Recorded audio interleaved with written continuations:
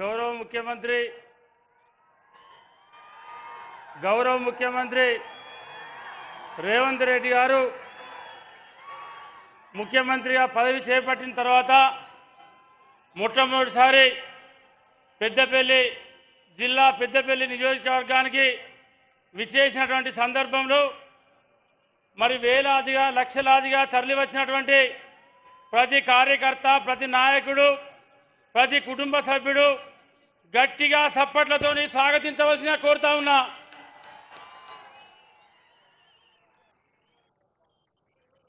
సిరుల సింగరేణి వెలుగులు జిమ్ముతున్న ఎన్టీపీసీ, తెలంగాణకు పూర్తి స్థాయిలో వెలుగులు పంచుతున్న టీఎస్టీపీపీ, రైతన్నకు చేదోడు వాదోడుగా నిలుస్తూ యూరియా అందిస్తున్న ఆర్ఎఫ్ఎస్సిఎల్, గోదావరి మానేరు నదుల సంగమం, అష్టదిక్కుల శివలింగాలతో వెలిసిన మంత్రపురి మంతిని, రాముడు నడియాడిన రామగిరి కిల్లా, అదేవిధంగా ఓదెల మల్లన్న దమురుక నాదంతో రైస్ ఇండస్ట్రీతో అన్నపూర్ణగా ప్రజ్వలిస్తున్న పెద్దపల్లి, రాష్ట్ర రాజధానికి రైతాంగానికి సాగు నీటిని అందిస్తున్న శ్రీపాద ఇల్లంపల్లి, రాష్ట్రానికే తలమానికంగా నిలుస్తున్నది ఈ పెద్దపల్లి జిల్లా.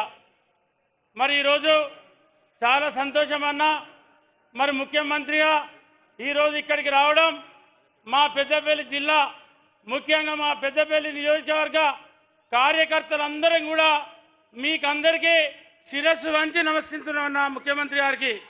ఎందుకంటే ఇవాళ మరి గతంలో ఎన్నడూ లేని విధంగా, గతంలో ఎన్నడూ కూడా మరి ఇంత పెద్ద ఎత్తున నిధులు ఇచ్చినటువంటి దాఖలాలు లేవు. మరి మా ప్రాంతంలో పెద్దపల్లి నియోజకవర్గానికి మరి గతంలో చాలా వరకు గత ప్రభుత్వంలో అన్యాయం జరిగింది.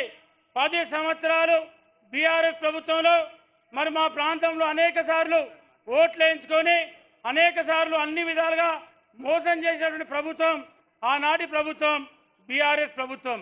ఇవాళ మీరు ముఖ్యమంత్రి అయిన తర్వాత మరి నేను శాసనసభ్యునిగా గెలిచినటువంటి ఈ సంవత్సర కాలం లోపలనే మీరు మాకు మరి ఓదెల మండలంలోని రూప్నారపేట నుండి జమ్మికుంట మండల్, విలాసాగర్, హుజరాబాద్ నియోజకవర్గానికి మరి 80 కోట్లతోని RNB high level bridge sanction చేయడం అనేది మా అందరికీ కూడా గర్వకారణం.